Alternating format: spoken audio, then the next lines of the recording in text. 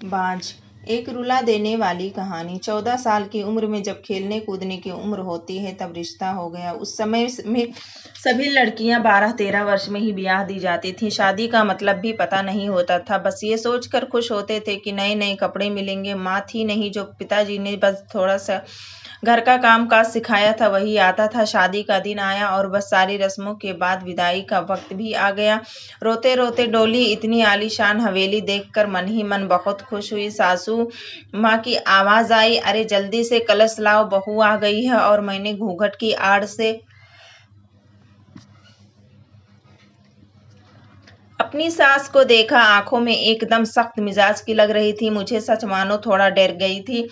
उन्हें देखकर सारी रस्में खत्म होते होते रात हो गई। बिस्तर पर लेटते ही नींद आ गई। सुबह सुबह नौकरानी ने आकर जगाया था कि चलो रसोई बनाने की रस्म है। तैयार होकर रसोई में गई और खीर बनाई। सबने तारीफ भी की, पर सासू माँ ने कमी निकाल दी। साथ ही साथ हिदायत भी दे दी कि अब बचपन छोड़कर कुछ काम काज सीख लो। 15 दिन बाद मेरे पति को भी हॉस्टल जाना था, क्योंकि वह तब तक बीए कर रहे थे। खैर अमर भी हॉस्टल चले गए और मैं अकेली रह गई अपनी सास और ससुर के साथ। बीच बीच में अमर चिट्ठी लिखते थे, पर पहले सासू माँ थी, बाद में मेरे पास आती थी।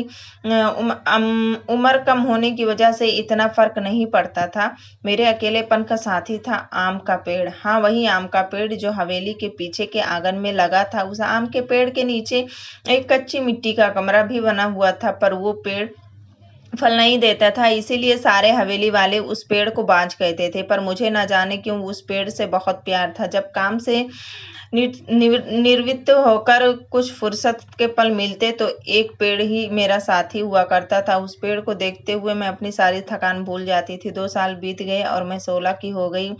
अमर की भी स्नातक की पढ़ाई पूरी हो गई थी। आज अमर वापस आ रहे थे। सासू माँ सुबह से ही तैयारी में लगी हुई थी। खुद ही रसोई में जाकर सारा जायजा ले रही थी। मैं बहुत खुश थी कि अब मुझे अकेले नहीं रहना पड़ेगा। 16 श्रृंगार के साथ मैं पूरी स्त्री की तरह महसूस कर रही थी।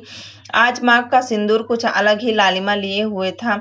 शायद वो लालिमा मेरे चेहरे पर भी दिख रही थी। तभी तो मेरी सास ने मुझसे कहा कि जा जा अपनी नजर उतरवा ले, अमर आ गए हैं। हवेली की हलचल से पता चल गया था। मुझे खाने पीने से निवृत्त होकर सब आराम करने चले गए।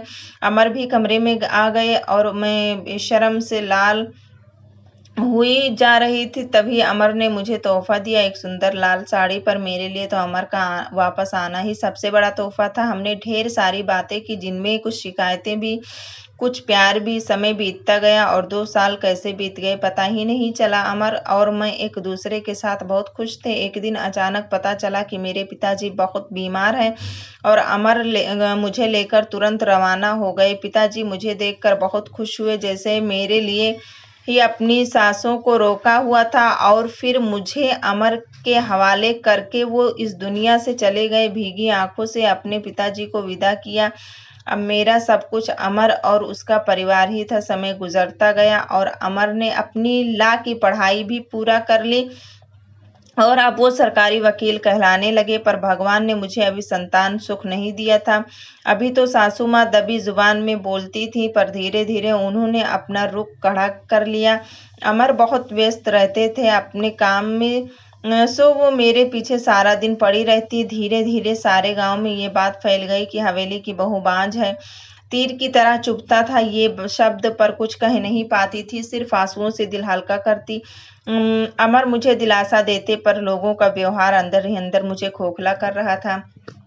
अभी मेरी उम्र ही क्या थी, सिर्फ 19 साल के लोगों ने मुझे बाज बना दिया। बचपन से ही शरीर से दुबली पतली थी मैं, फिर माँ के मरने के बाद ठीक से पालन पोषण भी नहीं हो पाया था। एक दिन अमर जब दोपहर के खाने पर घर आए तो सासू माँ ने फरमान सुना दिया कि हम अमर की दूसरी शादी करेंगे। उफ, इतना बड़ा धोखा अमर कैसे दे सकते हैं मुझे? नहीं, ऐसा नहीं हो सकता। बत्ती बुझा दो, मुझे सोना है। अमर, कुछ बात करनी है आपसे। मैं थक गया हूँ धानी, मुझे सोने दो।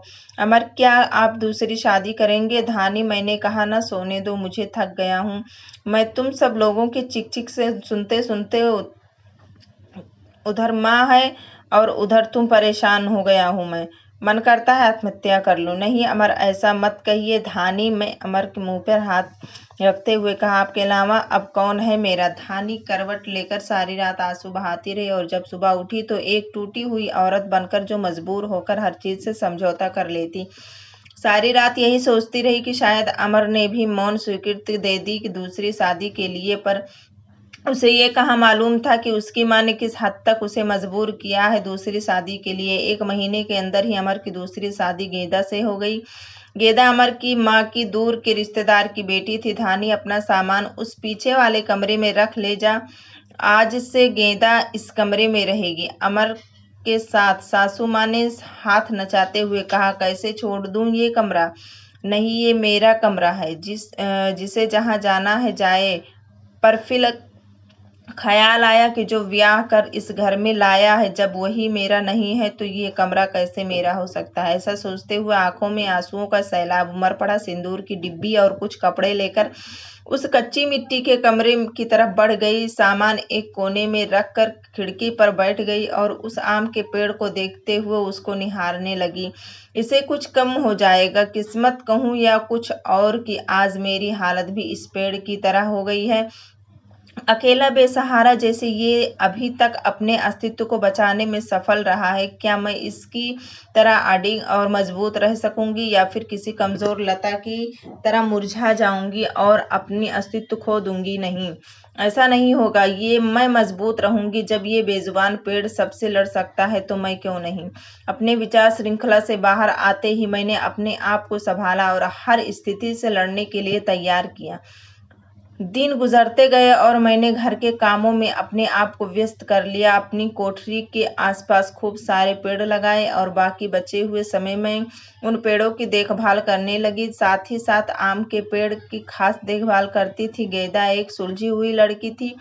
वो जब भी मुझसे बात करने के लिए आती, मेरी सासू माँ उसे बहाने से बुला लेती। अमर पहले से भी ज्यादा व्यस्त रहने लगे थे। मुझसे बात तो करते थे, पर एक पछतावा हमेशा उनकी आंखों में दिखता था। शायद मेरी हालत देखकर बुरा लगता था उन्हें, पर माँ के खिलाफ जाने की हिम्मत नहीं जुटा पाते थे। गेदा के दिन खुशी से गुजर रहे थे और मेरे दिन बस गुजर रहे थे। और देखते ही देखते वो दिन भी आ गया जब गेदा ने खुशखबरी सुना दी कि वो माँ बनने वाली है। पूरी हवेली में तैयारी, त्योहार जैसा माहौल हो गया। सारे नौकर में तोहफे बांटे जाने लगे। मैं भी बहुत खुश थी कि चलो अच्छा है, अब घर में एक नया भी मेहमान आएगा। शायद मेरी जिंदगी का सूनापन। गेदा बहुत कमजोर थी और उम्र भी 16 साल। उसे बहुत तकलीफ होती थी। अब सासू माँ का आदेश था कि उसकी अच्छे से सेवा की जाए, जिससे कि उसकी कमजोरी दूर हो सके। सारी देखभाल के बाद गेदा का वजन कुछ खास नहीं बढ़ रहा था। एक दिन चिंतित होते हुए मैंने अमर से कहा भी कि गेदा को शहर में किसी अच्छे डॉक्टर को दिखा लाओ, पर सासू माँ ने ये कहकर मना कर दिया कि हमारे भी बच्चे घर पर हुए हैं और अमर की वही पुरानी आदत कि अपनी माँ के खिलाफ वो जा नहीं सकता था। एक दिन गेदा की तबीयत कुछ खराब होने लगी। उसकी सांस बहुत फूल रही थी।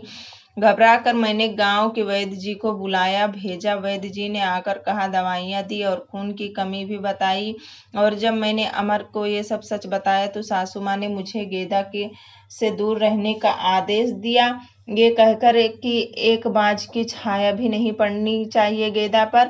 खैर, मुझे गेदा से दूर कर दिया गया और मैं फिर अपनी कोठरी में अकेली सारा दिन बंद रहने लगी। या ये कहूँ कि अंदर ही अंदर मैं खुद भी डर गई थी कि कहीं सचमुच मेरी वजह से गेदा को कुछ ना हो जाए। कुछ दिन बाद रात में नौकरों का शोर शराबा सुन के मैं आंगन की तरफ भागी। देखा तो मैदा के परसों का समय आ गया है। गेदा गांव की बूढ़ी औरत और दाइयों को बुलाया गया। पूरी हवेली में हलचल का माहौल था। मैंने अमर की तरफ देखा, बहुत डरे हुए लग रहे थे। उनके पास गई और उन्हें थोड़ा धैर्य रखने के लिए कहा। थोड़ी देर में बच्चे की किलकारी गूंजने लगी। सभी की खुशी का ठिकाना नहीं रहा, पर तभी काफी ने बाहर आकर बताया कि गेदा को बचा नहीं पाए। बेटी को जन्म देते ही गेदा का देहांत हो गया। हाय, पोते का मुंह देख ही नहीं पाई मैं, अब कैसे मेरा वश चलेगा। सासू माँ का विलाप सारी हवेली में गूंज रहा था। उस छोटी मधुमेह बच्ची को देखकर मेरा कलेजा मुंह को आता था। ऐसा लगता था जैसे वो मैं हूँ। मैं उसे कलेजे से लगा के रखा। जिसकी माँ नहीं होती वो बच्चे कुछ ज़्यादा ही समझदार होते हैं। ज़रा भी परेशान नहीं करती थी वो मुझे, बस दूध पीते ही सो जाती थी। सासू माँ का वही राग चलता रहता कि लड़कियों से बस नहीं चलता है, पर अब शायद किसी को फ़र्क नहीं पड़ता था। अमर अब पहले से खुश रहने लगे थे। ऑफिस से आते ही मेरे कमरे में आते और गुड़िया को खिलाते। मुझे भी अमर को खुश देखकर अच्छा लगता था। साल बीत चुका था, गेंदा को गए हुए, कुछ गुड़िया को आए हुए, और गेंदा की बरसी है। हवेली में छोटी सी पूजा रखवाई मैंने। पंडित जी को आते ही सासू माँ ने शुरू किया, जीते जी। सासू माँ चल दी पंडित जी को हवेली दिखाने और सारी हवेली की शुद्धि कराने। मेरी कोठरी के पास भी गईं और पंडित जी को वो बांझ पेड़ भी दिखा। पेड़ देखते ही पंडित जी का मुंह बन गया और उन्होंने कहना शुरू कर दिया कि इसी मनहूस पेड़ की वजह से हमारे घर में बेटा नहीं है। जितनी जल्दी हो सके इसे कटवा दो। अब मेरे बर्दाश्त की हद हो चुकी थी। मैंने अमर की तरफ देखा, पर मुझे नहीं लगा कि वो मना करेंगे, और सासू माँ ने तुरंत नौकरों को बुला लिया और आज इस पेड़ को काट ही डालो। मुझे कुछ समझ नहीं आ रहा था कि क्या करूं, कैसे अपने सुख दुख के साथी को बचाऊं। कैसे ही वो कुल्हाड़ी लेकर पेड़ काटने लगे, बढ़ने लगे। मैं फुर्ती से भागकर उस पेड़ से लिपट गई और विनती करने लगी कि पेड़ को छोड़ दो, पर वो लोग नहीं मान रहे थे। मैं रोती जा रही थी, पर किसी को तरस नहीं आ रहा था। तभी किसी ने मुझे चीख कर धक्का दिया और मेरा सिर पत्थर से टकराया। सिर से खून की धार निकल रही थी। ये देखकर अमर से रहा नहीं गया और उन्होंने सबको वहां से हटा दिया और तुरंत मुझे अस्पताल ले गए। मलहम पट्टी के बाद मुझे कुछ होश आया। डॉक्टर साहिबा सामने खड़ी थी और अमर को कुछ समझा रही थी। सासू माँ भी वही थी और उनके चेहरे से पता चल रहा था कि उन्हें अपने किए पर अफसोस था। डॉक्टर, क्या अब हम इसे घर ले जा सकते हैं? अमर ने पूछा। हाँ, अब आप इन्हें ले जा सकते हैं, पर ख्याल रखिएगा कि ऐसा दोबारा ना हो, क्योंकि ऐसी हालत में ऐसे गिरना ठीक नहीं होता है। ऐसी हालत? डॉक्टर, क्या हुआ है इसे? अमर ने घबराते हुए डॉक्टर से पूछा। अरे, आप लोगों को पता नहीं है, अब ये माँ बनने वाली है, तो इनका अच्छे से ख्याल रखिएगा। ये सुनकर किसी को भी यकीन नहीं हुआ। सब बस एक दूसरे को देखे ही जा रहे थे और मैं तो बिल्कुल यकीन नहीं कर पा रही थी। सासू माँ की आंखों में पछतावे के आंसू थे। मेरे सर पर हाथ रखकर बस इतना ही कह सकी कि मुझे माफ़ कर दो, और मैं मुस्कुराकर उनसे लिपट गई जैसे मैं अपनी माँ से लिपटी हूँ। पूरे 9 महीने मेरे सासू माँ ने मेरा बहुत ख्याल रखा और मैंने उस पेड़ का। आज मेरी डिलीवरी होनी थी। सासू माँ समय से मुझे अस्पताल ले गई ताकि जो गलती उन्होंने गेंदा के समय की थी वो अब न हो। बधाई हो, आपको पोता हुआ है। नर्स ने सासू माँ को खबर सुनाई और सासू माँ ने हाथ से अंगूठी निकाल कर नर्स को दी। वो खुश थी, पर इस वजह से नहीं कि पोता हुआ, बल्कि इस बात पर कि मैं बिल्कुल ठीक हूँ। हवेली में धूम धाम थी। सब खुश थे कि हमारा परिवार पूर्ण हो गया था बेटी और बेटा के आने से, और एक खुशी कहीं और भी पनप रही थी कि उस आम के पेड़ में फल आ रहे थे। शायद हम बहुत जल्दी चिंता करने लगते हैं फल मिलने की, पर हर चीज का एक समय होता है। कुपोषित शरीर हो या पेड़, दोनों ही फल नहीं देते। दोस्तों, अगर हमारी कहानी पसंद आए तो प्लीज़